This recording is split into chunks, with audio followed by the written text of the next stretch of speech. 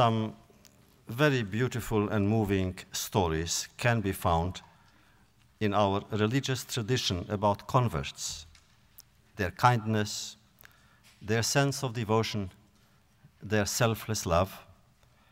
But there are others who are rather bizarre. Listen. Long ago, around the time of the destruction of Jerusalem and its holy temple, there lived a famous but strange man of whom little has been recorded. We know only that his name was Onkelos, son of Kalonikos, and that he had, with great skill and passion, translated the Bible into the Aramaic language. Sorry, there is something else. We also know that he was the nephew of General Titus, the cruel and bloodthirsty conqueror of Palestine and destroyer of Jerusalem. And we know that he subsequently converted to the Jewish faith. So listen to a disturbing legend noted in the tractate on divorce called Gittin, and I quote, Onkelos, son of Kalonikos, who married Titus' sister, wished to espouse the faith of the Jews. So he brought his uncle back from his grave and asked him, which people enjoys the highest respect in the other world? The people of Israel, said the former emperor. Should I belong to it? Asked Onkelos. Jews are subjected to too many laws, answered the former emperor, so as to discourage him. You will never manage to obey all of them. My advice, persecute them instead. And you will become famous. For it is written in Midrash Eicha and Lamentation, we are quoted, that whoever oppresses Israel acquires the status of leadership. So Onkelos asked, have you been punished for your acts? And the former emperor said, only that which I invented for myself. What was the punishment? The same tractate tells us that we call him Titus, not Titus. Titus had ordered his body to be incinerated and his ashes dispersed throughout the 7 seas so as to prevent the God of the Jews from finding him and bringing him before the celestial tribunal. And that's exactly what is happening to me now, said Titus. That's how I'm being punished, but I am enduring it every day. Day after day, my body is being incinerated and its ashes thrown into the 7 seas. Not satisfied with Titus' answer, Onkelos summoned the wicked prophet Bileam from his grave and asked him the same question. Which nation is the most respected in the other world? Oh, Israel, said Bileam. Should I belong to it? No, said Bileam, quoting a biblical verse, quote, do not look for Israel's peace and prosperity. In other words, why suffer like Jews, with Jews? Having received 2 negative opinions, Onkelos wanted a third. And so he brought back Jesus from the grave and asked him the same question. Which is the most respected of nations in the other world? Israel, said Jesus. Should I become Jewish? And Jesus answered, adhere to what in the Jews is good, but not to what is not. For whoever touches the Jews may hurt the apple of his eye. At the end, Onkelos converted. Well, there is in this tale something bizarre, if not incomprehensible. First of all, Titus' behavior. Just imagine. The supreme enemy of the Jewish people, whom is he quoting? Jeremiah. Has he studied Jeremiah? Where has he learned the text of Jeremiah? And then, next question. How is one to understand Onkelos' weird investigations? What motivated him? Profit? Success? Did he wish to obtain a good position in heaven? Because he always asked about heaven. Or maybe he wanted fame as a literary figure. Was there nothing spiritual in his quest? And then, of all people, Was Titus the right source for objective information about Jews? And then, why did he practice something which is forbidden by the faith he wants to join, namely talking with the dead? How could Onkelos hope to become Jewish if he began by violating the law of the Jews, the Torah? Didn't the future translator of the Torah know that it is forbidden by the Torah?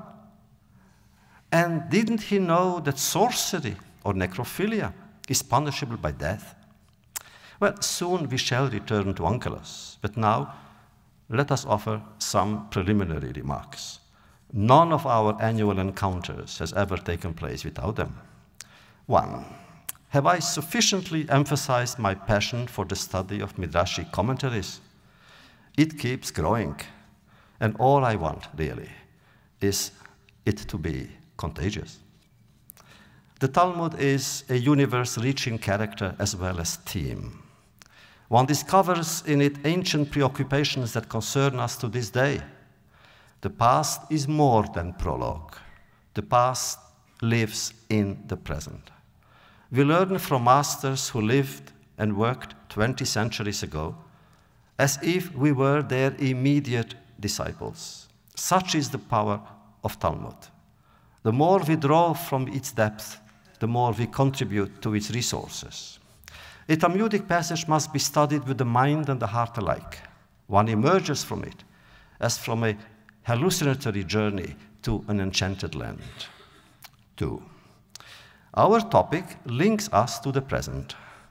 Today, conversion is of general interest. I mean, it is not limited to Jews alone. What is the Jewish attitude towards it? Some men or women convert to Judaism for various reasons. But in principle, the Jewish tradition refrains from proselytizing. In fact, it discourages conversion. Other faiths do not.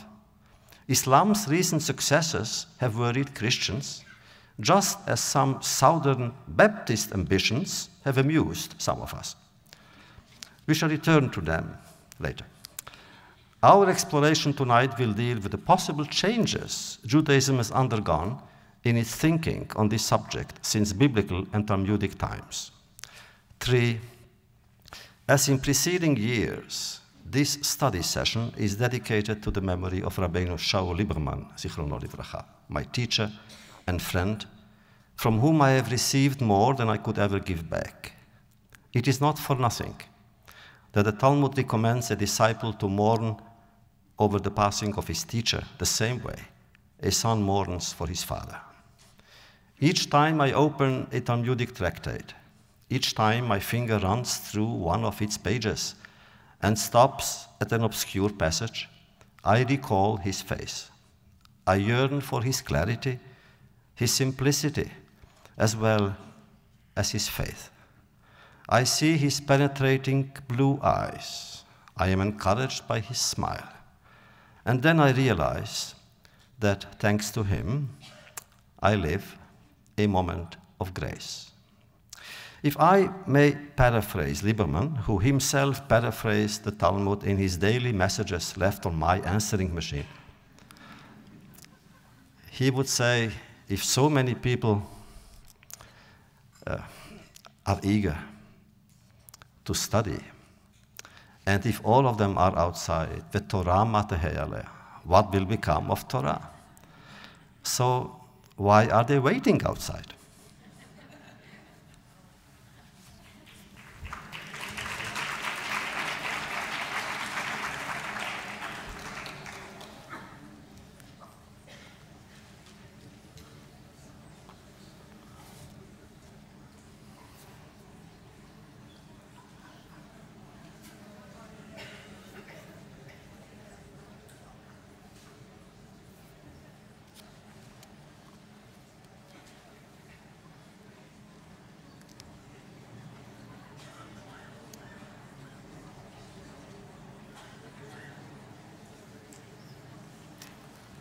Well,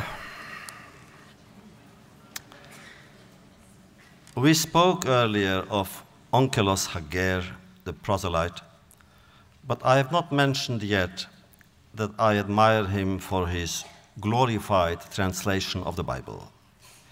We read it as part of our weekly ritual. I also love him for his deep religious commitment, which makes him break with his illustrious family and sacrifice his vast fortune. Still, on many other levels, he is somewhat perplexing. If the stories about him are not enough to confuse us, we are presented with another theory, that actually the stories are not about him, but about another convert, also a translator, whose name was Achillas. And some legends are generous, and therefore they attribute all of them to both. Listen to a story from the Tractate of Avodah Zarah, which deals with issues concerning idolatry. And this story too is about Onkelos, but here his father's name is recorded not as Kalonikos, but as Kalonimos. As the story begins, Onkelos is in Palestine, already converted, and his uncle, the emperor, is still alive. Must these contradictions be reconciled? We may wonder. The Talmud is not afraid of contradictions, and nor are we. In fact, the Talmud is not afraid of anything, except of those who don't understand it. There is no religious literature in the world whose texts are so audacious, even iconoclastic, whether by negating hard facts or arguing with the Almighty himself. In this legend, the Talmud imagines the Roman emperor furious with his nephew Onkelos, who gave up luxury and security at home so as to share in the misery and dangers of Jews far away. He dispatched a company of soldiers to Palestine to get hold of the young convert and bring him back to Rome. Onkelos met the soldiers in a friendly manner and recited poetry to them. And so impressed were the soldiers that they converted to Judaism. Stubborn, the emperor sent another company of soldiers and ordered them not to speak to his nephew. But he forgot to warn them not to listen to him. And while he was their prisoner, he talked to them. And this is what he said. It is the custom for the servant to carry the torch for his superior at night, and the superior for his superior, and so on until the supreme leader. But can you tell me, asks Onkelos of the soldiers, for whom does he, the leader, carry the torch? For nobody, replied the soldiers. How could he? There is no one above him, no one superior to him. You see, said Onkelos, in our tradition it is different. We believe that the Lord, blessed be he, himself carries the torch for his people, the people of Israel, as it is written in the Torah, and the Lord walked before them to guide them in a pillar of cloud during the day and a pillar of fire during the night. Suffice it to say that the new soldiers also converted. Beside himself, the emperor sent a third military unit to bring back his nephew. And this is what his instructions were. Above all, said the emperor, do not argue with him. Avoid any conversation with him. But they too could not help but listen to Onkelos' words. And when passing before a door with a mezuzah, he placed his hand on it and wandered around. Do you know what this is? You tell us, said the soldiers. It is customary for the king to stay inside his palace while his guards protect him from the outside. In our tradition, it is different. The Lord, blessed be he, is outside, at the door, and he protects those who serve him and are inside, as it is written, the Lord will protect you when you leave and when you return, now and always. Again, all the armed soldiers and their officers converted. Was the emperor afraid of losing his entire army? At this point, he stopped sending soldiers to Palestine. Well, the story is beautiful, even if it doesn't sound plausible. Talmudic sages have been known for their capacity to exaggeration in order to illustrate an idea, an attitude, a legal opinion. You want proof?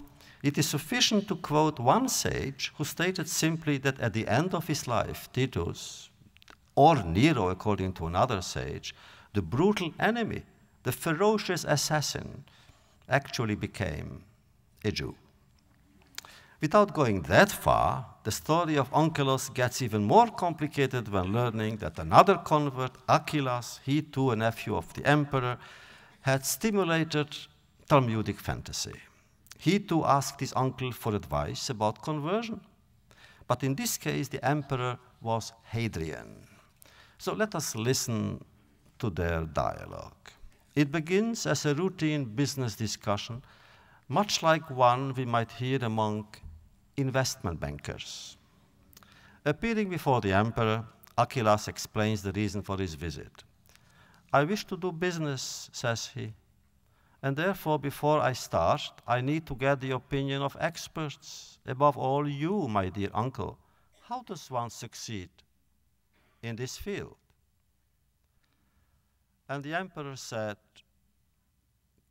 Mike, I know. And the emperor said, Mike, no.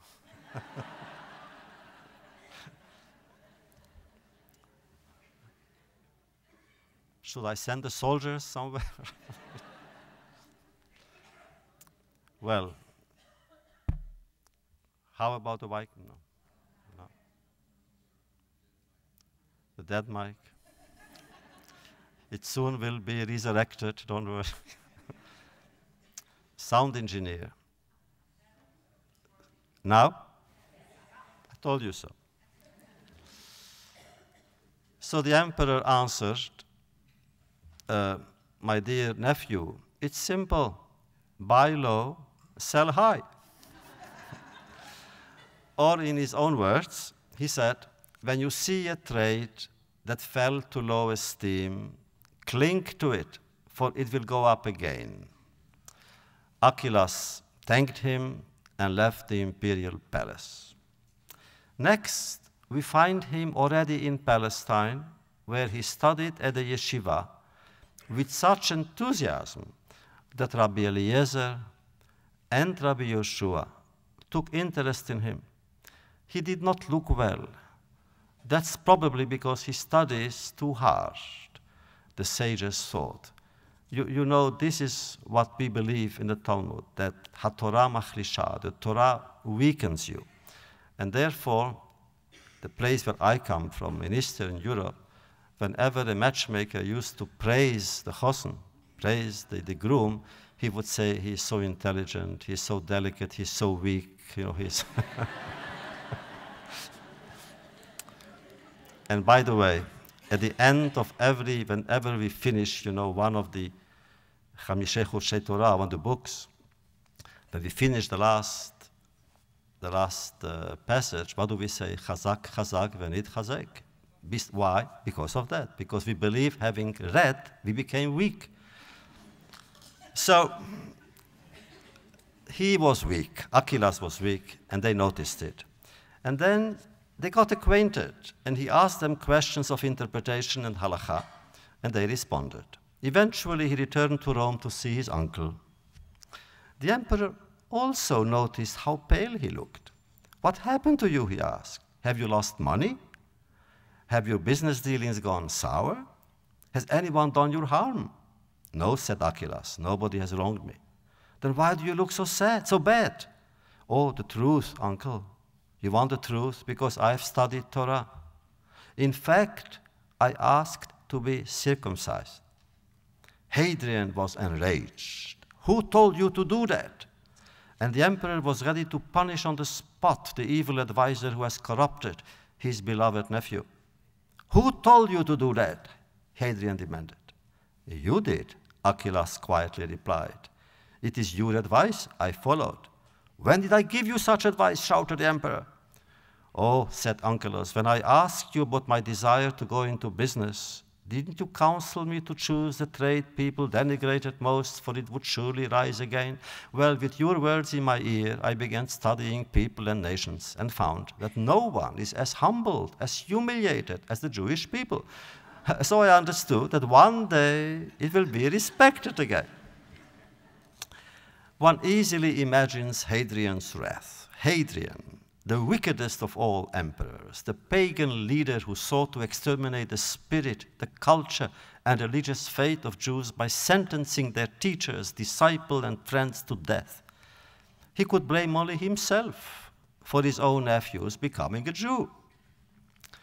Interestingly, whereas Titus seems to have broken all relations with Ankylos, Hadrian apparently continued to receive him, to entertain him, to discuss with him various aspects of the Jewish religion, and at the same time, Archelaus pursued his studies with Rabbi Eliezer and Rabbi Yeshua.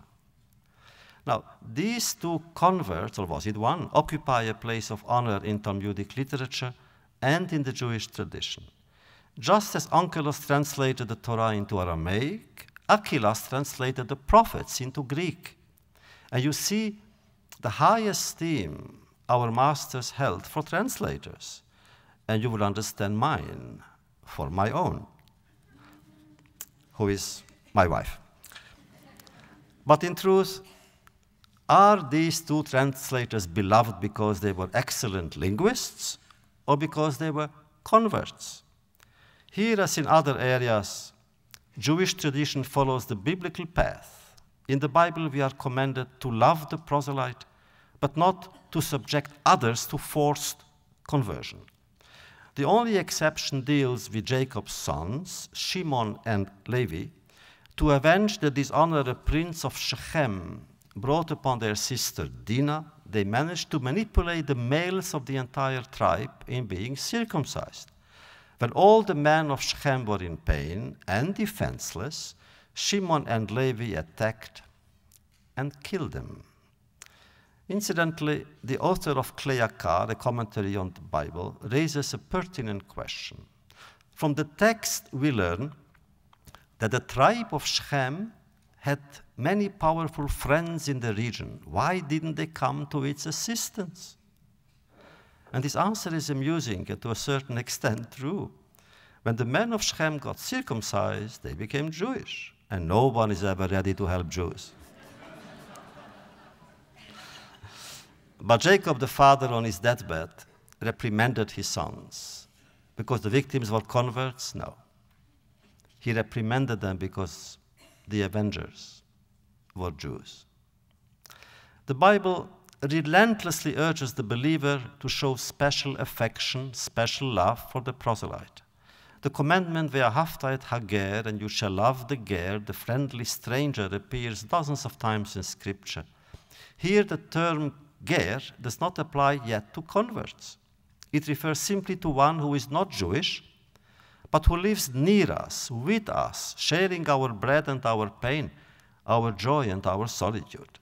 In other words, the law does not deal with religious allegiances, but with social and geographical ones. Ger derives from the word lagur. Megurim means residence. The ger may freely practice his own religion in our midst. He will not be revered or loved less for that. But we must see him or her, we must continuously feel his or her presence. Isn't this the most moving aspect of tolerance? We want the stranger to remain who he or she is, true to himself and his own tradition. We can benefit from each other's experience only if that experience is authentic. Granted, we had our own proselytizers, Abraham and Sarah. They were the first. Hence, they are the spiritual father and mother of all converts, past and future. They did try to convert others, but only to monotheism, not to Judaism. Whenever the word ger appears in Scripture, it refers to Gentiles, never to converts. When in biblical times, Gentiles did leave their faith for ours, he or she was not called convert, but Jew. Take the beautiful, heartbreaking example of Ruth. Was there any woman more filled with grace, endowed with a deeper sense of devotion and identification? Even today, it is her words, that the candidate for conversion repeats, Amech Ami, your people is mine. Your God is my God. Basher telech elech. Wherever you go, I go. Wherever you dwell, I dwell. Wherever you die, I die. In the Talmud, the concept of the ger undergoes a metamorphosis. The ger is now, by definition, a ger tzedek, a just stranger, or I would translate it as a stranger inspired by justice. Someone who converted by conviction, someone who joined our people to be united to its destiny. And so in the Talmud, the commandment, ve'ahavta, ordering us to love the ger, the stranger who ceased to be a stranger, is understood in purely religious and judicial terms. Of course, we speak here of converts to, not from, the Jewish faith. The Jewish religion does not accept, nor does it recognize the possibility of leaving our faith for another faith. A Jew will forever remain Jewish. In medieval times, many Jews were forced to convert. Some remained Marranos, others chose death rather than abdication. But what about those Jews who voluntarily converted to Christianity or Islam? Theirs is another story. Who were the outsiders, not the ignoramuses? One feels sorry for them without condemning them. Outsiders were erudite. They had learned, if not truth, then at least its consequences. They used their knowledge of Jewish laws and customs as a weapon against the Jewish people. They are what the term zar refers to, the hostile stranger who was forbidden to come near anything sacred. Having excluded himself from the community, he is banned from the community. When in the Middle Ages, learned rabbis were forced by kings to defend their beliefs in public, they frequently confronted renegades.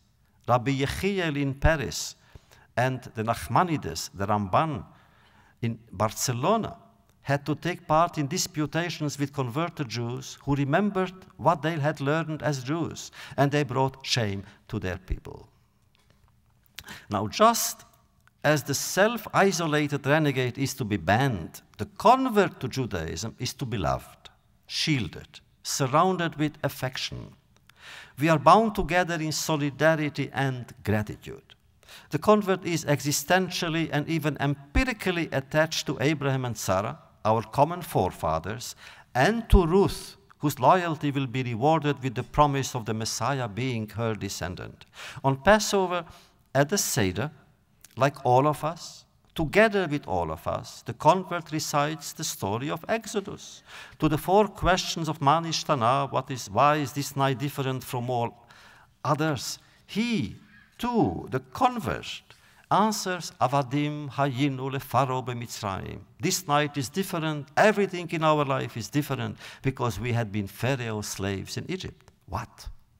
The man or woman who yesterday was a child of Christian or Muslim or Buddhist parents has a personal connection with slaves in ancient Egypt? Yes. The moment a convert enters our covenant, he or she shares not only our future, but also our past. Thus, converts must feel not only that like us, they fled Egypt, but also that together with all Jews, they stood at Sinai and received from God himself the law that still governs Jewish existence everywhere. But is that technically, rationally possible? How could one have been at Sinai without really being in Egypt? How could one have been at Sinai without physically having been in Egypt? And to this logical question, the Talmud offers a logical answer: by chance.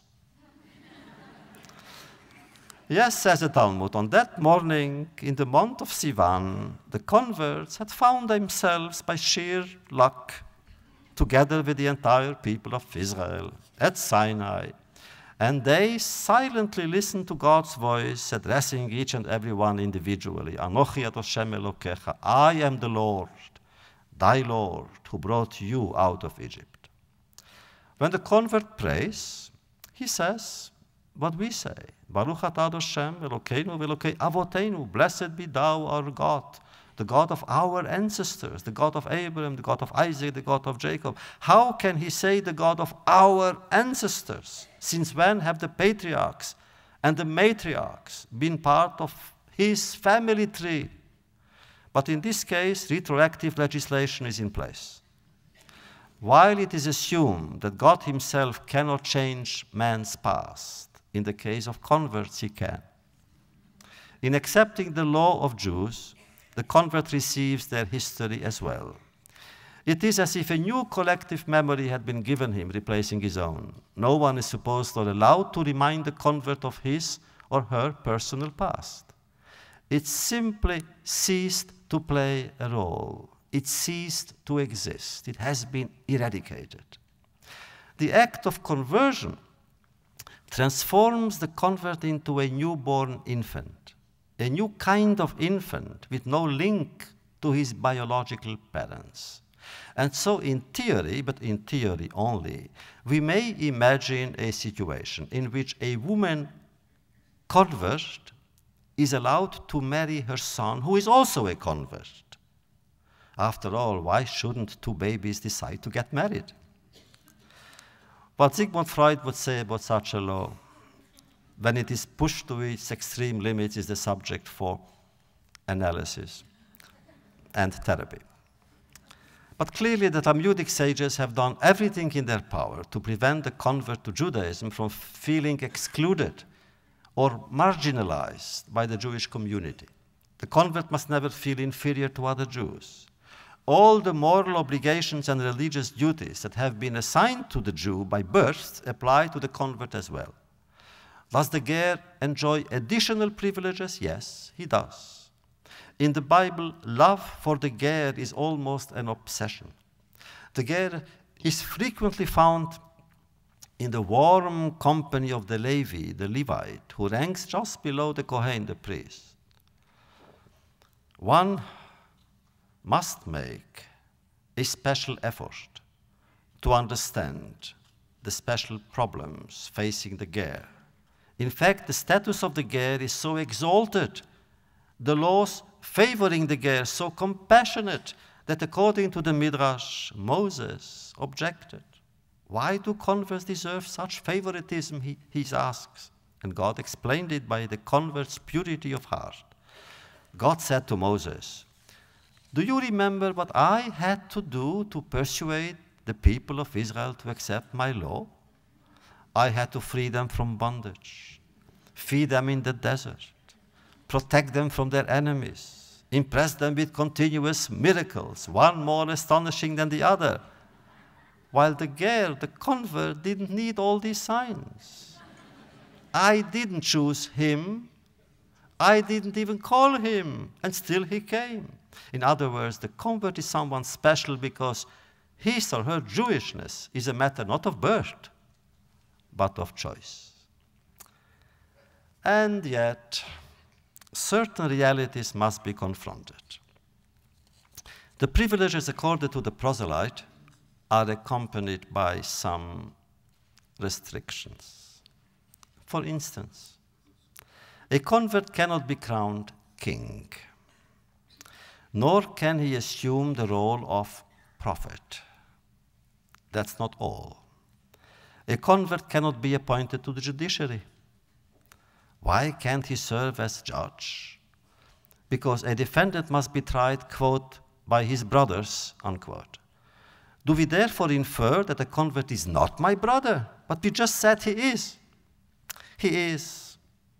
And his son may very well be appointed to the court. But he himself must be patient and accept the law, even if he fails to understand it. Just as he will not understand the next law, which prohibits him to become a priest. And here the Talmud offers us explanations which may not please the convert. The most moderate being, a convert, cannot become a priest, not because he is not of the priestly tribe, but because the Shekhinah, God's presence, as it were, does not dwell in him. Other explanations are worse. But why such discrimination? Is it to show us that special privileges are not meant to be limitless? or that some converts have aroused suspicion? In the Talmud, converts fall into three distinct categories. First, there are those who convert out of fear. Yes, fear of Jewish political power or of social influence. In that case, all the anti-Semites should convert. They always live in fear of our power. But for instance, in the book of Esther, we find Persian citizens who converted to Judaism after Queen Esther and her uncle, Prime Minister Mordechai HaTzadik, emerged victorious over Haman, the enemy of the Jews. They were afraid of what Jewish survivors might do to them, so they converted. Then there are the converts motivated by envy, who wish to be more successful socially, or financially, or politically. And that occurs when Jews live in conditions of security, prosperity, and peace, as under the reign of David and Solomon. Rabbi Yitzchak Alfasi, known as the Rif, explains this phenomenon as follows. At that time, converts were not accepted. Why not? Because the land of Judea knew periods of happiness, and those who wanted to become Jewish came for the wrong reasons. Lastly, there are the true converts, those who have no hidden agenda, and to act out of sincerity. And they adhere to Judaism because they believe in its truth. Is that why a candidate for conversion must submit to rigorous questioning? To detect his or her true motive, the candidate is asked whether he knows, whether he really knows Jewish history, which is filled with stories of persecution, oppression, and suffering. He is told of the relentless efforts made by all the new enemies to undermine Jewish survival. The candidate learns the history of Jewish martyrdom in ancient and medieval times, and is asked again and again, since he is aware of all that, why does he wish to be part of it? Why reject a life of material and sometimes spiritual comfort and choose an uncertain future? In other words, a rabbinic tribunal uses all the logical arguments at its disposal so as to discourage the candidate from going ahead with his plan to begin living a different life in a different family, in different surroundings. But the question must be raised. Why does the Jewish tradition make things so difficult for the person wishing to espouse it? Is it that we are, or ought to be, frightened of newcomers? Are we concerned, perhaps, that a convert will not succeed in the long run in freeing himself from past habits and customs? Is that why, for so many centuries, the Jewish people refrained from practicing compulsory conversion? There were several exceptions. One occurred around the year 135 of the Common Era, during the reign of John Hyrcanus. It was he who sought to force Edomites to convert to Judaism. Some 30 or 40 years later, King Yanai ordered the massacre of defeated Moabites, defeated in battle, who refused to accept the Jewish faith. And as our teachers commented, we lived to regret it. In general, we must insist on this. The official line was to discourage conversion. In some quarters, converts were considered uncharitably. Some expressions were not too laudatory. Rabbi Chelbo, for instance, stated that Kashim gerim leIsrael kesapachat. Proselytes are as bad or as harmful to Israel as the plague. And I confess, each time I come across these words, I must try to conquer my indignation. How could a master, a sage in Israel, make such generalizations? How could he condemn an entire category of good men and women? Let's assume that he had personally encountered insincere and unworthy converts. Why condemn all the others? Naturally, we could remind ourselves of the fact that similarly harsh expressions about people and things can be found in the vast Talmudic literature. Examples, the first may irritate the physicians in the audience. It says, Tov sheberofim legehinam.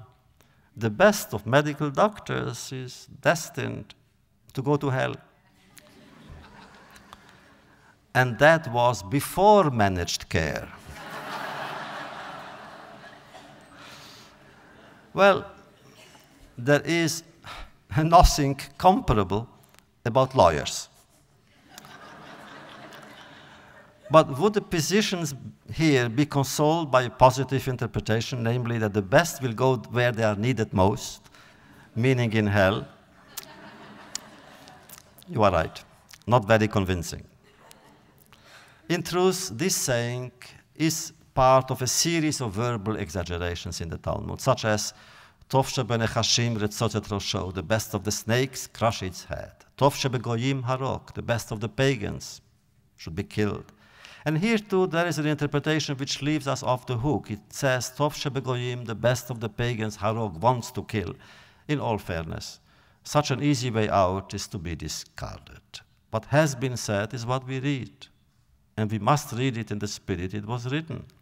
But we must not forget that it is not the Talmud that makes such statements. It is someone in the Talmud. And such statements carry no force of law. They were never put to practice. And therefore the same is true of Rabbi Chelbo's negative opinion of the converts. We cannot but take it seriously since he does, as does Rashi. Bože sagt Rashi. What does Rashi say? Rashi, our old teacher, guide, and friend, accepts Rabbi Chelbo's theory. And Rashi explains the converts are indeed dangerous. And he says why? They are dangerous because they cannot or unwilling, they are unwilling to obey the mitzvot as old times Jews do. It's a matter of mentality, of habit. When I read Rashi's comment, I was puzzled. Rashi also generalizing? But then I am not alone in my astonishment. It is shared by Rabbi Abraham Hager, the proselyte, a great Tosafist of the 12th century. But he interprets Rabbi Chelbo's judgment quite differently. He says converts are dangerous for the opposite reason. They are too good. They are better than ordinary Jews, he says. Their practice of mitzvot is more authentic, so much so that God uses their virtues against ordinary Jews, saying, look at yourselves and look at them. You have been Jews longer than the proselytes, and yet you are surpassed by them in piety and mitzvot. That is why Rabbi Chelbo resented converts. But I repeat it, he belongs to the minority. The majority favors the convert. Said Rabbi Yochanan, when a candidate for conversion comes to you, let your left hand push him away, but your right hand must draw him closer. In other words, even when you try to discourage the convert, don't overdo it. Said the great Amora, Palestinian Amora, Rabbi Yochanan, why was Abraham punished with the exile of his descendants to Egypt? Because at least in one case with Lot and Sodom, he did not enable some people to join the community of God.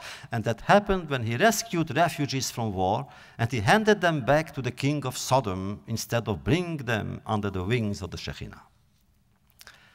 The Talmud itself shows no lack of converts. Granted, only 7 names have been recorded, but the city of Mechuzah was full of them. We know that from an incident that occurred there, when Rabbi Zeira, of whom we spoke years ago here, one of my favorite, Rabbi Zeira came to speak on the complicated and painful issue of illegitimate children, and then he made a disparaging comment about converts. So his audience threw stones at him, because most of them were themselves converts. Among the great teachers, we find Shmaya and Avtalion, whose protégés included Shammai and Hillel. Their ancestors were pagans who converted to Judaism, and legend has it that they were descendants of the wicked Assyrian king Sancherib. Rabbi Akiba, son of Yosef, Rabbi Akiba ben Yosef, was also a descendant of converts, as were Rabbi Yehuda ben Gerim and Rabbi Meir.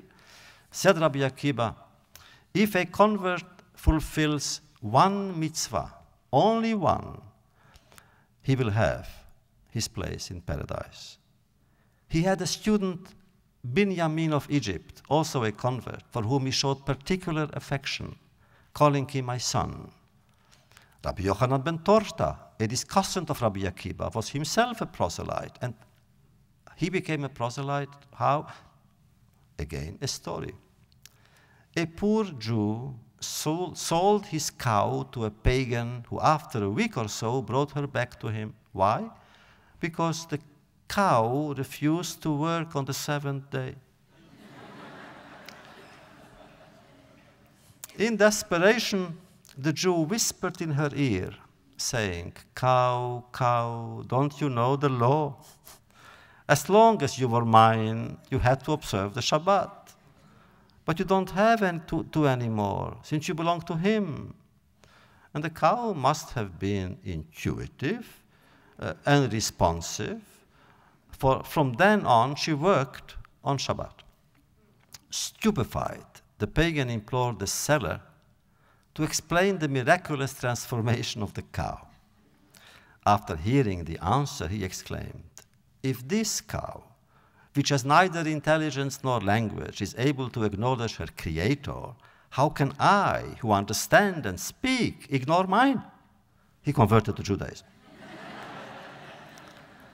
And his name, Yochanan ben Torta, means Yochanan, son of the cow. Other dramatic cases have been recorded in Midrashic literature, for instance, that of Queen Helene, who is evoked with great affection and gratitude. Having studied Torah, she adopted its laws. For 14, or according to other sources, 21 years, she lived ascetically. Her sukkah in Lida was the largest, the tallest, the widest. She gave a golden lamb to the temple. Her son, King Monbas, had a mezuzah put on his cane, which never left his hands. Another legend, even more spectacular than the previous ones, describes Emperor Nero, who at the end of his turbulent life allegedly converted to Judaism. And if you wish to learn why and how, again, listen. While his invincible legions besieged Jerusalem, Nero realized one day that whenever he shoots an arrow in any direction, it falls on the Jewish capital. Intrigued, he did what all sages used to do in those times. He stopped a child, a Jewish boy, who happened to be there, and he interrogated him on the biblical verse he had studied that day in school. And the child quoted the prophet Ezekiel, "I shall entrust upon Edom, which means Rome, to avenge my honor and inflict punishment on Israel." And so Nero refused to serve as God's cruel instrument, and he exclaimed, "The Lord intends to destroy his house and use me as a pretext." He ran away, converted to Judaism, and Rabbi Meir was his descendant. Admit it, Talmudic sages did have powers of imagination. Nero had nothing else to do but question a Jewish child about his Torah studies. The emperor abdicated his throne in order to convert. All this makes us smile. But the legend does contain a lesson. For a Jew, racism is never an option. Purity of bloodlines has never been a Jewish concept.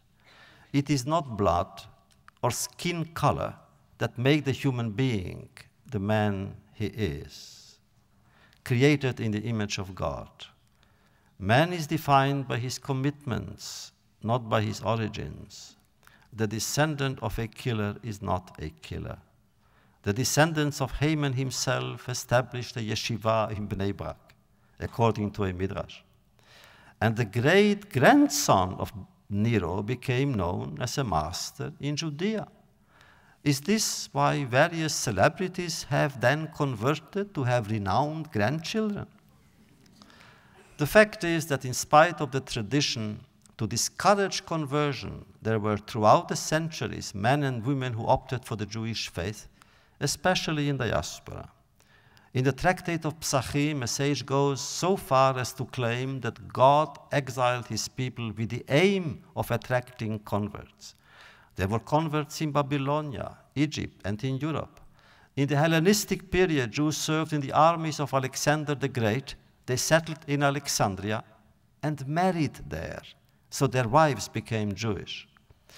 Josephus Flavius notes in his memoirs that there is no Greek or barbarian city, which means pagan city, where inhabitants do not observe the Shabbat, light candles for holidays, and practice tzedakah or charity. Philo maintains, the philosopher, that many nations then imitated Jewish laws. Now, what was it in the Jewish religion that attracted converts? The special relationship that exists between Jews and God. That may have been true in antiquity, but what about later in the Middle Ages? Rabbi Yitzchak Alfasi, whom we already quoted, writes, when Jews lived in peace, they opposed conversions. But these days, when Jews endure suffering and humiliation, converts are welcomed with open arms, with no proper investigation. Is it that converts were attracted by Jewish suffering? The promise of an eschatological change, of redemption perhaps? Was it the desire to belong to a small people, so vulnerable, but so thirsty for meaning, so infatuated with God and with destiny? Was it the desire to share its consuming passion for memory? We are almost at the end of our exploration tonight. Perhaps this is therefore the moment to analyze the meaning and the reality of conversion. What is it? Is it a breakdown of existing structures? An escape towards the unknown? A reorientation of the mind? A rupture of being? A metamorphosis of the soul? A transfusion of memory? A mysterious urge to self-destruct so as to begin again? What is the role of environment, of education, of peer pressure in a decision such as that? Certain converts spoke of having discovered truth. Others felt closer to God. Still others in medieval times sought to acquire suffering and become martyrs whose agony strangely resembles happiness. But martyrs are not converts, although some converts become martyrs. A martyr is someone who refuses to deny his or her faith, his community, his links to the past. The convert, on his part, has already rejected what used to be essential to his previous existence. In Christianity of the Middle Ages, conversion to Judaism was punished by death. In certain provinces, Jews were accused of seducing Christians into conversion. Severe collective punishments followed. To protect their communities, great rabbinic authorities, such as Rabbi Gershon ben Yaakov of the 13th century, implored their congregants not to discuss theology with Christians, so as not to be accused of trying to influence them. But there were Christians, renowned Christians, who converted. Ovadia the proselyte. He came with the Crusaders to Jerusalem and converted in 1102. The personal confessor, Bishop Aleman Bodo of King Louis I converted. A priest named Vetselenius, Rabbi Abraham in Augsburg, Joseph Saravallo in Italy, Katrin Zelechowska in Krakow in 1539, Count Valentin Potocki, Lord George Gordon in England. In conclusion, only this. Conversion must be voluntary and individual.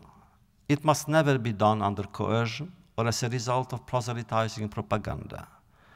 A Christian need not become Jewish to be respected by Jews. The same applies to the Muslim. I insist on this because earlier this year, as I have already said, a regrettable discourse was heard in our land. It came from the Southern Baptists who announced their intention to convert all Jews in America. Well, that is some ambitious project. Now, what are they really thinking? That these are the dark Middle Ages? Or that God remained there, a prisoner of the Middle Ages fanaticism? I wonder, do they have no other worries? No more social problems to resolve? No homeless people to befriend? No sick children to console? No victims of AIDS or Alzheimer's to comfort? Are there no more wars in the world? No more bloodshed? No more hunger?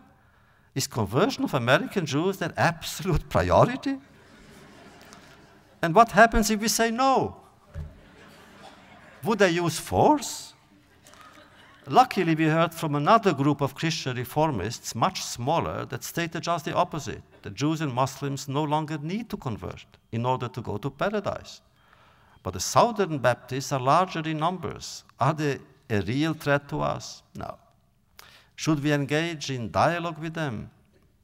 Dialogue implies mutual respect. But then their plan shows total lack of respect towards an ancient people who maintains a 3,000-year-old tradition.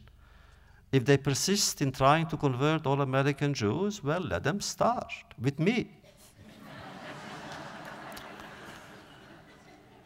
As far as our attitude towards converts is concerned, let us open the Talmud again and go back to Shammai and his old adversary Hillel. Whereas Shammai was rigorous with candidates for conversion, Hillel showed them understanding and tenderness. Remember the pagan who heard Jewish children repeating tales of the high priest's magnificence and glory? He became so envious that he decided to convert, so as to become high priest himself. And he presented his idea to Shammai and Hillel. Shammai turned his back on him, whereas Hillel began studying with him the biblical laws regarding priestly privileges and duties. At one point, they arrived at the passage V'hazar hakarei yumat, forbidding the stranger to come near the Mishkan, the sacred tabernacle, a transgression warranting the death sentence. To whom does it apply? Asked the pagan. To everybody, said Hillel, to everybody who is not a priest, even to King David. And so the pagan understood that the Jewish religion does not discriminate in essential matters. And he converted. But then the most beautiful story is the next one, again about Shammai and Hillel. A pagan, maybe the same, wanted Shammai and Hillel to teach them the entire Torah while standing on one foot. Shammai chased him away without a word, whereas Hillel gave him the familiar advice, man des sanulach, what you don't want others to do unto you, don't do unto others. Unbelievable. That's the entire Torah. Well, few among us know or want to know that it was meant only as a beginning, that there is another half to the sentence. And the other half reads, so meidach, on the other hand, zilgemor, go and study. The pagan converted. But those who don't have to be converted, because they are who they are, I suggest they should follow the same advice. Umeidach, zilgemor, let's study again and again.